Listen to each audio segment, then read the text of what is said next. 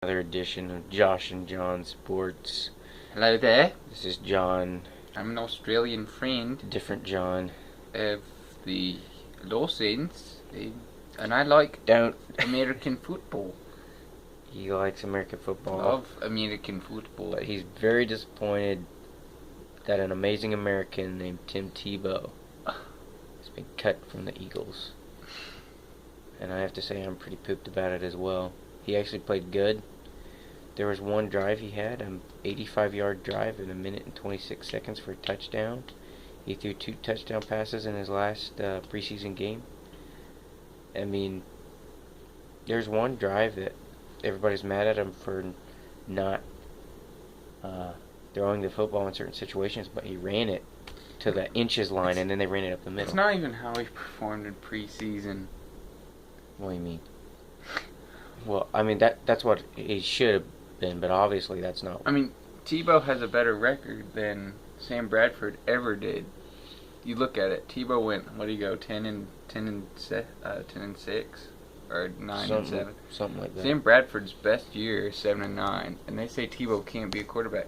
Tebow has never had a losing record when he plays. He lost one. Did he lose one game? Well, he played like 2 games at the end of his. I think it was his rookie season, and then the next year he for played the like Broncos. 4 games. He played No, 4. I think he played no, 2 of the last ones, and then the first 4 games he didn't play the next year because of Kyle Orton. Orton did horrible, and then Tebow came in, and I think he went. Well, they had 12 games, and I think he went 8-4. Yeah, he went 8-4. So I don't get it. It makes no sense. Every chance Tebow's gotten, he succeeded.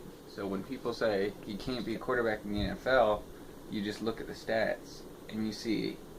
I mean, Peyton had the same team, and Peyton supposedly a Hall of Fame quarterback. Peyton has not gotten farther with the Broncos than Tim Tebow got the Broncos, and he beat a really good Steelers team in the playoffs. And actually, they were doing pretty good against the Patriots until there was like some freak sack from behind that Tebow fumbled or something happened, and everybody blames Tebow and everything. They weren't as good as the that Patriots. was a very good Patriots team, too.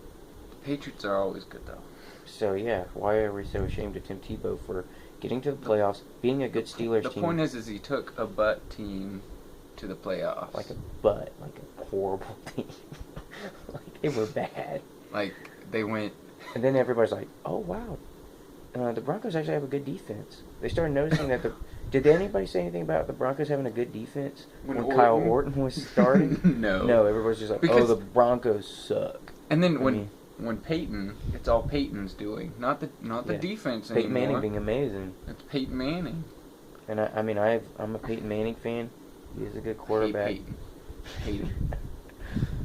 But Tim Tebow deserves a chance. And honestly, if not on the Eagles, which he does, then what about a team like the Cleveland Browns? The Jacksonville Jaguars? Teams that are just like rock bottom, like the definition of butt. Chip Kelly said, they were saying that Chip Kelly wants a third-string quarterback in Christian Ponder. Yeah. They're saying Tebow isn't good enough to be a third-string quarterback. Yeah, he's not good enough because he's good enough to be a first-string quarterback. You're not...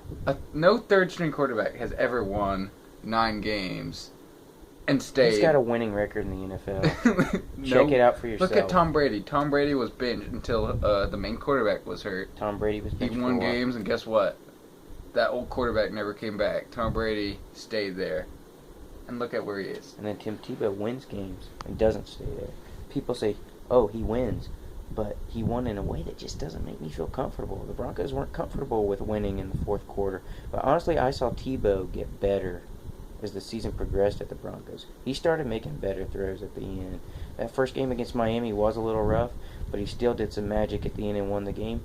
But then later on in the season, he had some better games. And against the Steelers, he unleashed his arm and threw a lot of great passes.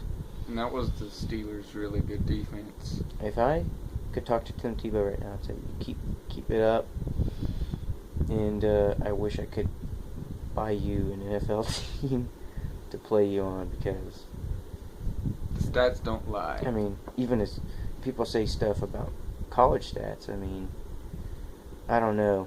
you might be able to argue some of them, but 2 Heisman trophies, I think that's worth at least having a guy, your third string quarterback, who's won 2 Heisman. I mean, at least third string, and he's way better than third string, honestly. And he's better than Sanchez. He's way better than Mark Sanchez.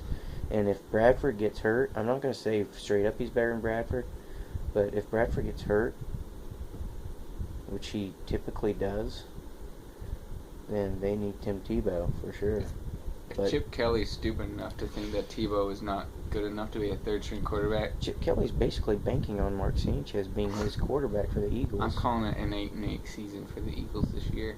There's no way. With Chip Kelly's stupid thoughts, 8-8.